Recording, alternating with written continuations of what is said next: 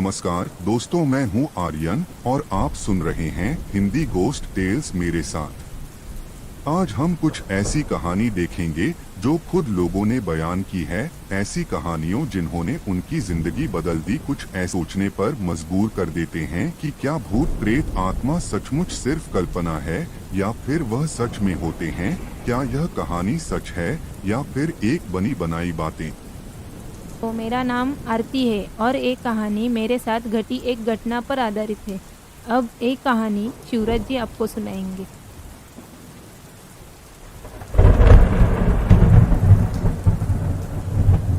बहुत जोरों से बारिश हो रही थी। आसमान बादलों से घिरा हुआ था। शाम के 4 बज रहे थे, लेकिन आसपास का वातावरण देख ऐसे लग रहा था जैसे कुछ ही देर में रात होने वाली है। उस तेज बारिश में भीगते हुए मैं एक मकान को ढूंढ रही थी। ऐसा नहीं था कि मेरे पास कोई छाता नहीं था। उस तूफानी बारिश में अपने आप को भीगने से बचाना मेरे लिए बहुत मुश्किल था। मैंने वही रास्ते में किसी एक मकान के दरवाजे के पास खड़े होकर अंदर आवाज़ दी, जी मिश्रा परिवार का मकान कहाँ है? मेरी आवाज़ को सुनकर अंदर से एक आदमी दरवाजे में आकर खड़ा हो गया और उसने पूछा, कौन मिश्रा जी? पंडित जी क्या? मैंने थोड़ा सोच कर कहा, जी वो जो शहर में रहते हैं, पवन मिश्रा, जिनकी मिठाई की बड़ी सी दुकान है। उस आदमी ने आगे कहीं इशारा करते हुए मुझे और आगे जाने को कहा। ऐसे ही कुछ मकानों को पार करते हुए मैं आगे चली गई। जब मैं वहां से आगे जा रही थी तब कोई नारियल जैसी कपड़े में बंधी हुई एक चीज़ बारिश के पानी में लुढ़कती हुई मेरे सामने आ गई। मैं उसे नज़रअंदाज कर लांग कर आगे निकल गई। वहाँ आगे मुझे एक मंजिला एक बिल्डिंग दिखाई दी, जैसे किसी अस्पताल या किसी स्कूल की होती है। उसी के सामने बारिश में भीगते हुए कोई लड़की बैठी हुई थी। बदन पर फटे पुराने सफ़ेद कपड़े थे। सर पर बाल बिल्कुल भी नहीं थे। जो कुछ बचे थे वो जली हुई हालत में थे। किसी पागल जैसी हालत थी उसकी। पता नहीं वो लड़की इतनी तेज बारिश में वहां क्या कर रही थी। मैंने उस रास्ते पर रुकते हुए ही उसे आवाज दी। मेरी आवाज को सुनकर वो एकदम से रुक गई और बिना हलचल किए शांत बैठी रही। उसने मेरी बात का कोई जवाब नहीं दिया और नहीं मुड़कर मेरी तरफ देखा। इसलिए मैंने फिर से उसे आवाज दी, हेलो, तुम इतनी तेज बारिश में बाहर क्या कर रही हो? अपने घर जाओ, बीमार पड़ जाओगी। मेरी बात सुनकर उसने झट से मेरी तरफ गर्दन घुमाकर देखा। वो अपनी तिरछी नजर से मुझे देख रही थी। उसके मुंह पर खून लगा हुआ था और बारिश के पानी से वो नीचे टपक रहा था। दांत किसी जानवर जैसे नुकीले थे। चेहरा आधा ही दिखाई दे रहा था, लेकिन इतना भयानक था कि पूछो मत। उसके हाथों में कुछ था जिसे वो नोच नोच कर खा रही थी। वो मुझे गुस्से से घूर रही थी। उसका वो भयानक रूप देखकर मैं आगे जाने की हिम्मत नहीं जुटा पाई। तभी मुझे किसी ने पीछे से आवाज दी, अरे मैडम जी, कहाँ ढूंढ रही है? यहाँ आइए, यहाँ है आपका मकान। उन भाई साहब की आवाज़ सुनकर मैं होश में आ गई और मैंने उनकी तरफ देखा। मुझसे कुछ दूर एक आदमी खड़ा था। मैंने वापस मुड़कर अपने पीछे देखा तो अब वो लड़की वहाँ नहीं थी। एक पल में वो ऐसे गायब हो गई थी जैसे वो बारिश के पानी में घुल गई हो। मैं वहीं खड़ी होकर हैरान होकर उस जगह को देख रही थी। वहाँ नीचे एक कबूतर पड़ा था जिसको नोच नोच कर खाया गया था। उसके उधेड़े हुए टूटे पंख बारिश के पानी में बह रहे थे और साथ ही शरीर से खून निकलकर बारिश के पानी में घुल रहा था। वो देख मुझे उल्टी जैसा हुआ और मैं सीधे उस आदमी की तरफ चली गई। वहाँ जाकर मैंने उन भाई साहब से पूछा, जी वो मकान? उन भाई साहब ने मेरी बात को काटते हुए कहा, जी मैडम जी, हम भी आपको ही ढूंढ रहे थे। मिश्रा जी ने हमें पहले ही फ़ोन करके सब बता दिया था। हमने तो कब का खिड़की से आपको आते हुए देख लिया था। फिर न जाने आप कुछ मकानों के पीछे कहाँ गायब हो गई, इसलिए हम आपको ढूंढते हुए यहाँ तक आ गए। मैंने उन्हें रोकते हुए फिर से पूछा, नहीं वो सामने जो मकान है ना वो। तब उन्होंने उस टूटी इमारत की ओर देखते हुए कहा, जी वो वो तो एक सरकारी अस्पताल है। मतलब कभी हुआ करता था, सालों से ऐसे ही बंद पड़ा हुआ है। तेज़ बारिश की वजह से वहाँ का कुछ भी ठीक से नज़र नहीं आ रहा था। उस लड़की का चेहरा याद कर मेरे पेट में अभी भी गड़बड़ हो रही थी, इसलिए मैंने ज़्यादा जानना ज़रूरी नहीं समझा और मैं उस आदमी के पीछे पीछे चलने लगी। उन भाई साहब ने आगे चलते हुए मुझे अपने पीछे आने का इशारा किया। वैसे मैडम जी, मेरा नाम जयपाल है।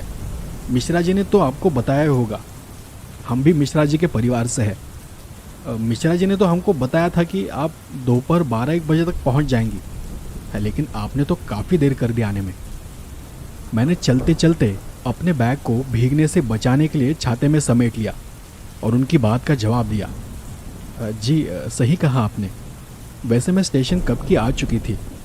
बहुत देर तक मैं स्टेशन पर ही खड़ी थी, लेकिन मुझे स्टेशन लेने जो आदमी आने वाला था ना, वो नहीं आया। ऊपर से ऐसी बारिश में कोई इस तरफ आने को तैयार भी नहीं था, इसलिए फिर मैं पैदल ही निकल पड़ी और इसीलिए मुझे यहाँ आते आते 4:30 बज गए।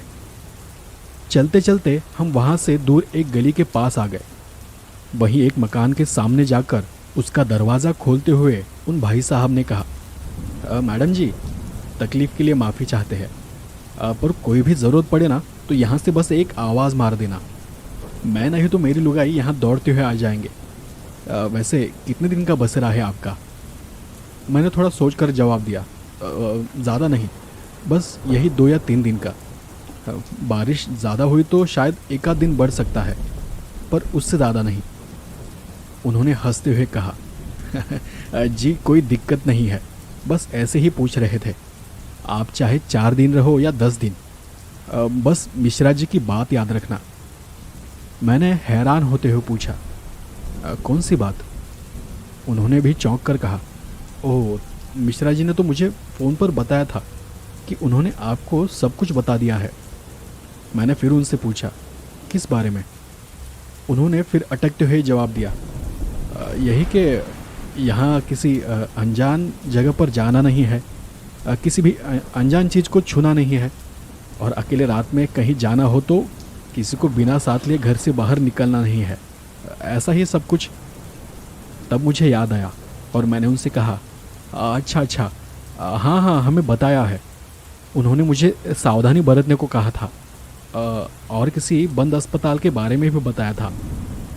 भाई साहब ने फिर हल्का सा हंसते हुए कहा, जी आप अभी कुछ देर पहले जहाँ पर खड़ी थी ना, वो वही बंद अस्पताल था। और फिर उस बात को टालते हुए उन्होंने आगे कहा, बाकी आपके खाने पीने का, आने जाने का सारा इंतज़ाम हमने कर दिया है। चाय कॉफ़ी का सामान भी अंदर रखवा दिया है। मतलब कभी अगर आपको चाय कॉफ़ी पीने का मन करे तो आप खुद से बनाकर पी सकती हो। तो अब आप आराम कीजिए, कुछ ज़रूरत पड़े तो हमें आवाज़ दे देना। अस्पताल के बारे में उनकी बात सुनकर मैं उनसे उस लड़की के बारे में पूछना चाहती थी, लेकिन मैंने कुछ भी नहीं पूछा। सोचा कि अगर इन्हें बताना होता तो ये मुझे साफ साफ बता चुके होते। शायद ये इस गांव का कोई राज होगा जो ये मुझे बताना नहीं चाहते। मैंने वहीं पर अपना सामान रख दिया और भीगे सामान, किताबों को निकाल कर खुली हवा में रख दिया। कुछ देर बाद भाई साहब भी अपने घर चले गए। फिर मैंने अपने कपड़े बदल लिए और फ्रेश होकर कॉफ़ी बनाने किचन में चली गई। असल में कैंप का आज पहला दिन था, लेकिन बारिश में अटकने की वजह से मेरा एक दिन खराब हो गया था। वैसे भी मुझे उस कैंप में शामिल होने से मना कर दिया गया था, क्योंकि उस कैंप में लड़कियों के रहने के लिए कोई जगह नहीं थी। पर मेरे एग्ज़ाम्स के लिए मुझे उस कैंप को अटेंड करना बहुत ज़रूरी था। इसीलिए पापा की मदद से और उनके दोस्त मिश्रा जी ने ही मेरा यहाँ रहने का बंदोबस्त कर दिया था। कॉफ़ी बनाते वक्त मेरा ध्यान किचन की खिड़की से बाहर चला गया। बाहर से मुझे उस पुराने अस्पताल का वो टूटा ढांचा नज़र आ रहा था। वैसे तो उस खिड़की से वो दूर ही था, लेकिन अब वो मुझे बार बार नज़र आने वाला था। मैं उस टूटे अस्पताल को देख ये सोच रही थी कि यहाँ ऐसा क्या हुआ होगा जो ये मुझे नर्स का तो कहीं पता नहीं था। शायद वो लड़की की लाश देखकर भाग गई थी। वो डॉक्टरनी जब वहाँ आई तो उसने सारा इल्ज़ाम नर्स के ऊपर मर दिया और वो भी वहाँ से भाग गई। अब गर्मा गर्मी में लोगों ने उस अस्पताल को जला दिया और वो उस बात को भूल भी गए। कुछ दिनों बाद गांव के लोगों को वहां से सड़न की तेज बदबू आने लगी, जैसे किसी लाश की होती है। लोगों ने अस्पताल के अंदर जाकर देखा तो वही एक कमरे में एक गड्ढे के अंदर एक लाश पड़ी हुई थी। उस कमरे का शायद काम चल रहा था और इसलिए वहां पर एक बड़ा सा गड्ढा खोदा गया था। वो ज़्यादा जली हुई तो नहीं थी, लेकिन घुटन से उसकी मौत हो गई थी। कपड़े फटे थे और सर के बाल जल चुके थे। थोड़ा बहुत उसका चेहरा और शरीर भी जला था। शायद उसने वहां से भागने की कोशिश की थी, पर आग की वजह से भाग नहीं पाई थी। उसका चेहरा इतना खराब था कि उसे पहचाना तक मुश्किल था। लोगों को ये बात पता ही नहीं थी कि वो नर्स कहीं भागी नहीं थी। वो उसी अस्पताल में उस गड्ढे में छुपी हुई थी। अब हमारे दादा परदादा पढ़े लिखे तो नहीं थे। उन्हें कहा यह डॉक्टर इलाज समझ में आता था। गुस्से में उन्हें जो ठीक लगा उन्होंने वो कर दिया। लेकिन उसके बाद कहते हैं कि वो नर्स चुड़ैल बन गई और तब वो उसी अस्पताल के आसपास लोगों को नजर आने लगी। लोग भी डर गए और फिर इन्हीं मिश्रा जी के पूर्वजों ने उस अस्पताल को भगवान का वास्तु यंत्र लगाकर तारों से बंद कर दिया ताकि कोई भी गलती से अंदर न जा सके, और दीवारों को भी मंत्र से बांध दिया ताकि वो चुड़ैल भी अंदर से बाहर ना आ सके। मैंने उसे बीच में ही रोकते हुए कहा, और अगर वो किसी तरह बाहर आ गई हो तो?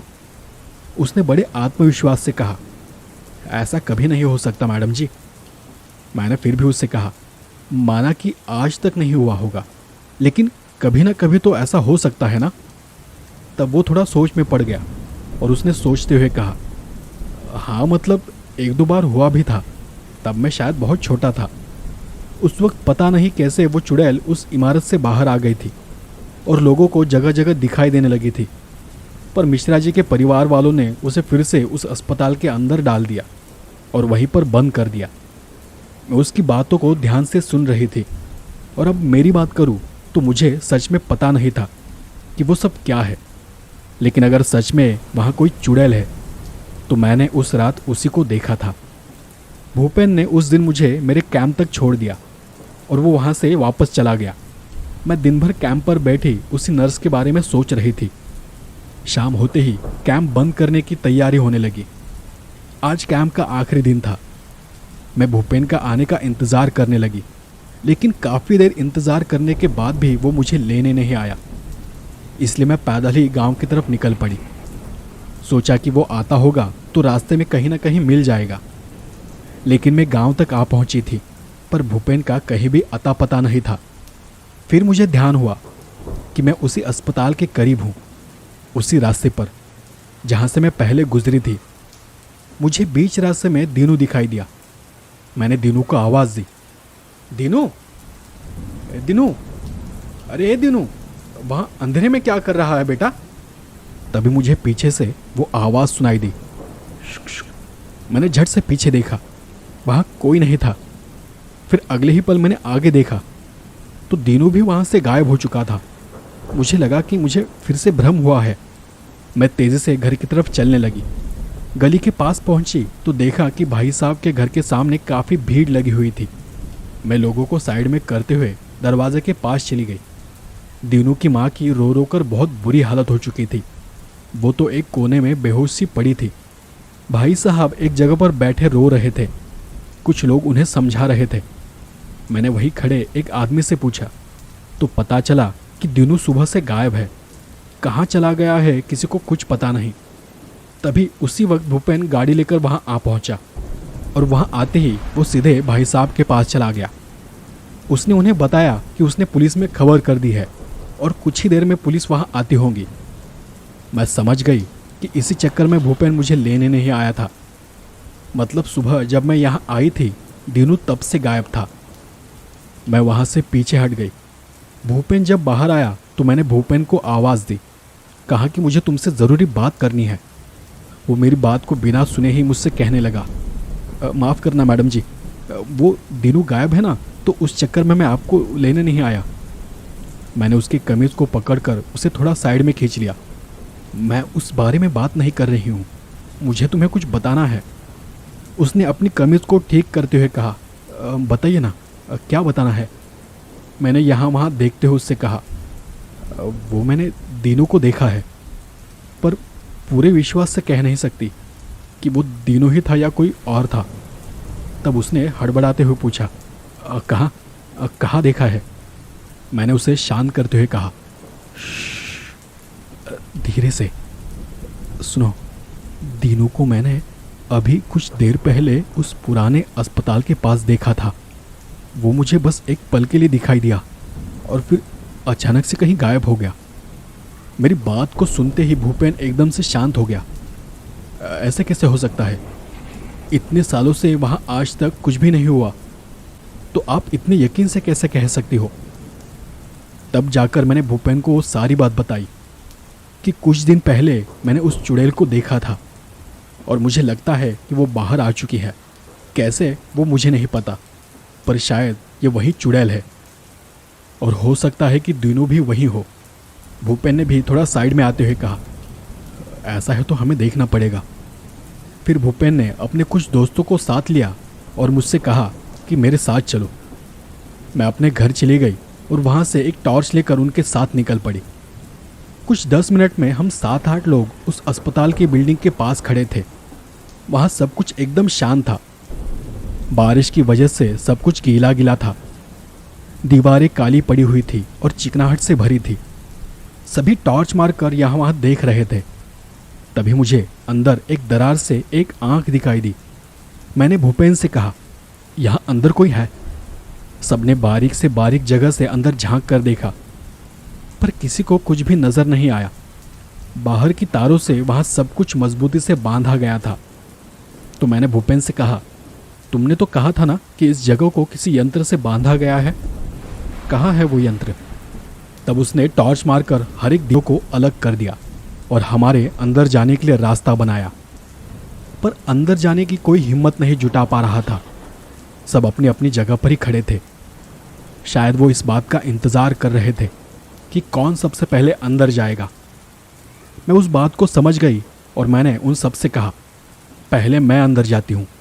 2 लोग यहीं बाहर रुकेंगे और हमारे आने का इंतज़ार करेंगे। तुम में से कोई गांव में जाकर बाकी लोगों को खबर कर दो और उस चुड़ैल को बांधने का इंतज़ाम करो। बाकी जो मेरे साथ आना चाहते हैं वो मेरे पीछे पीछे आ सकते हैं। इतना बोलकर मैं उन तारों के बीच से अंदर चली गई। मेरे अंदर जाते ही पीछे से 3 आदमी मेरे साथ अंदर घुस गए। अंदर बहुत गंदी बदबू आ रही थी। हमने कपड़े से अपनी नाक ढक ली। मैंने टॉर्च मारकर देखा, सब तरफ सीलन और धूल थी। सब कुछ काला पड़ा हुआ था। हम सब ने वहीं खड़े होकर दीनू को आवाज़ दी। हमें कहीं से बूंदे टपकने की आवाज़ आ रही थी। छत पर जमा हुआ बारिश का पानी अब भी नीचे टपक रहा था। हम हर एक कमरे को जांच रहे थे, पर कहीं पर भी कुछ भी नहीं था। सब कमरे खाली थे। मैंने भूपेन से पूछा, वो कमरा कहाँ है जहाँ पर उस नर्स की जलकर मौत हुई थी? भूपेन ने आसपास खड़े लोगों के चेहरे को देखते हुए कहा, मैम साहब, वो तो मुझे भी नहीं पता। हमने तो बस उसके किस्से सुने हैं। उसकी बात भी सही थी। उस घटना को हुए कई साल बीत चुके थे। इतने सालों में वहाँ क्या क्या हुआ होगा उन्हें कहाँ से पता होगा। फिर हम एक एक कमरे को जांचते हुए आगे चले गए। जब हम एक कमरे के पास पहुँचे तो वहाँ से हमें मिट्टी की गंध आने लगी। तो हमने उस कमरे का दरवाज़ा खोला। उस कमरे के अंदर 6 से 7 फीट का मिट्टी का ढेर लगा हुआ था। मैंने हैरान होकर उनसे पूछा, ये क्या है? तब उनमें से किसी ने नीचे से ऊपर टॉर्च मारते हुए कहा, किसी खदान जैसा लगता है, जैसे किसी बड़े से चूहे ने यहाँ अपना बिल बनाया हो। मैंने ठीक से उस कमरे को देखा। वहाँ पर दूसरा कुछ सामान ही नहीं था। मतलब हो ना हो यही वो कमरा था जहाँ पर उस नर्स की मौत हुई थी। हमने उस गड्ढे की मिट्टी पर चढ़कर अंदर नीचे झांक कर देखा। अंदर नीचे दूर तक गहरा घना अंधेरा था। वो गड्ढा घुमावदार होकर अंदर कहाँ तक गया था वो बताना मुश्किल था। वो कितना गहरा था वो भी ऊपर से पता नहीं चल रहा था। हम में से कोई भी उसकी गहराई का अंदाज़ा नहीं लगा पा रहा था। उस गड्ढे को देख भूपेन भी चौंक गया था। ये कब हुआ होगा? मतलब यहाँ इतना बड़ा गड्ढा है और गांव में किसी को कुछ पता तक नहीं। तभी हम सभी को अंदर से एक अजीब सी आवाज़ सुनाई पड़ी। आवाज़ को सुनकर हम सभी घबरा गए और चौकन्ने हो गए। कुछ तो डर कर पीछे हट गए। उस अंधेरे में हम में से किसी ने कहा, ये कैसी आवाज़ है? तभी उन्हीं में से किसी ने जवाब दिया, ये वही चुड़ैल लगती है। हम सभी डरे हुए थे, सभी खतरे को भांप रहे थे। मैंने उन सबको शांत रहने को कहा। फिर हम सभी हिम्मत जुटाकर उस सुरंग के अंदर जाने के बारे में सोचने लगे। मैंने उनसे कहा कि हमें अंदर उतरने के लिए बहुत सारी रस्सियों की ज़रूरत पड़ेगी। हम में से किसी को जाकर रस्सियाँ लानी होगी। तो एक आदमी दौड़ता हुआ बाहर चला गया। मैं वहीं उस गड्ढे की मिट्टी पर बैठी थी और टॉर्च मारकर अंदर झांक रही थी। उसी वक्त वो चुड़ैल न जाने कहाँ से आ गई। वो किसी मकड़ी की तरह उस सुरंग की दीवारों पर रेंग रही थी। हमें देखो वहां से जोर जोर से चिल्लाने लगी। उसका वो रूप देखकर हम सबकी हालत खराब हो गई। हम पीछे हटते तब तक वो तेजी से रेंगते हुए ऊपर आ गई। हम सभी उस कमरे से बाहर निकल पड़े और दौड़कर उस अस्पताल से बाहर जाने की कोशिश करने लगे। मैं उस अस्पताल से बाहर निकल पाती तब तक उस चुड़ैल ने मुझे पकड़ लिया और मेरे शरीर को कसकर पकड़ते हुए वो दीवारों पर रेंगने लगी। मैं उसके हाथों में दीवारों पर छत से उल्टी लटकी हुई थी। उसने बड़ी ही अजीब आवाज़ में मुझसे कहा, डॉक्टर मैडम, कई सालों से इंतज़ार कर रही थी, आज कहीं जाकर हाथ लगी हो।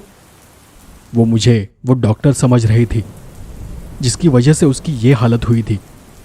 उसकी पकड़ ऐसी थी जैसे कोई अजगर किसी जानवर को अपनी चपेट में ले लेता है। मैं झटपटा रही थी और वो अपनी पकड़ को और कसे जा रही थी। मेरी झटपटाहट को देख वो मुझ पर हंस रही थी। फिर वो मुझे खींचते हुए घसीटकर उस बड़े से गड्ढे में लेकर चली गई। कुछ पलों में सब कुछ अंधेरे में डूब गया। उस मिट्टी की सुरंग में मुझे सांस लेने में तकलीफ होने लगी। मेरी धड़कनें बहुत तेज चल रही थी, आंखें बंद होने लगी थी। उसने मुझे ले जाकर कहीं पर पटक दिया।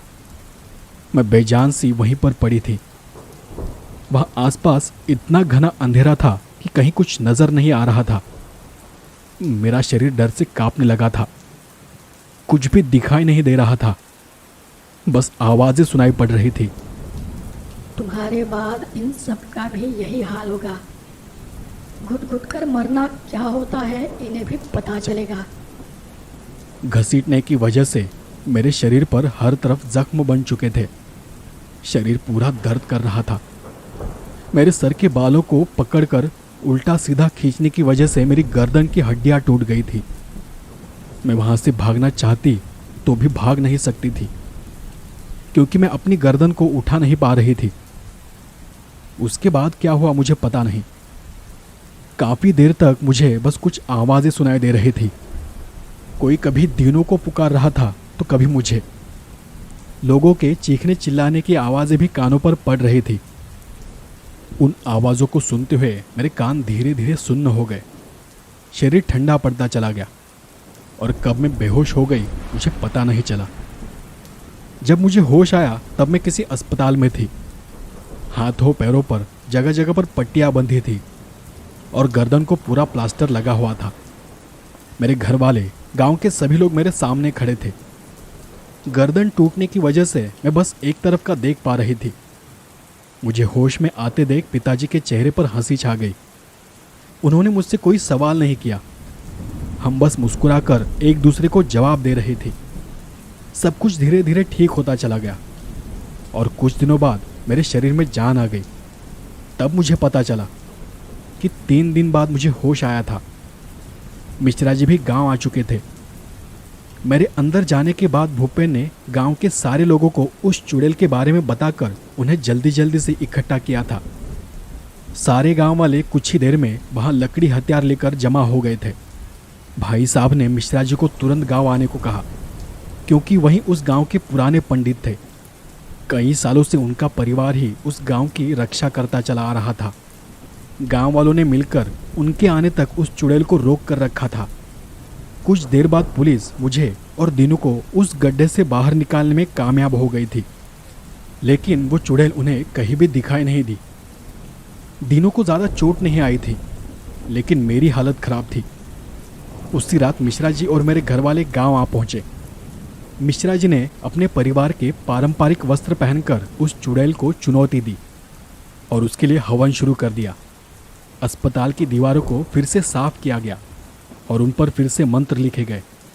हवन में फिर से पीतल का कलश जलाया गया और उस पर मंत्र लिखकर उसे उसी गड्ढे में गाड़ दिया गया।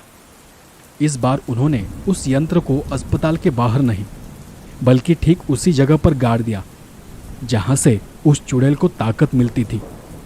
उस कलश के साथ साथ उसे हमेशा हमेशा के लिए वही दफन कर दिया गया था। दोस्तों, कभी कभी चीज़ें कितनी खतरनाक हो सकती है हम उसका कभी भी अंदाज़ा नहीं लगा सकते। मेरे साथ जो भी हुआ था वो बहुत ही भयानक था और वो सब कुछ देखने में और सहने में भी बहुत डरावना था और शायद इसीलिए कोई भी मुझे उस अस्पताल के बारे में। तो दोस्तों, ये थी आज की कहानी। ये कहानी आपको कैसी लगी मुझे कमेंट करके ज़रूर बताएं। अगर आपने मेरी पिछली कहानी नहीं सुनी है तो वो वीडियो और मेरे चैनल की जो प्लेलिस्ट है वो अब आपको यहाँ दिखाई दे रही होगी। आप उन्हें सुनकर कहानियों का आनंद ले सकते हैं। यदि आप चाहते हैं कि मैं भविष्य में आपकी कहानी सुनाऊं तो कृपया डिस्क्रिप्शन में दिए गए ईमेल आईडी के माध्यम से अपनी दिलचस्प और रोमांचक कहानियां मेरे साथ साझा करें। और मिलते हैं अगले शनिवार को ऐसी ही किसी डरावनी कहानी के साथ। तब तक के लिए गुड बाय और कहानी सुनने के लिए आप सभी दोस्तों का धन्यवाद।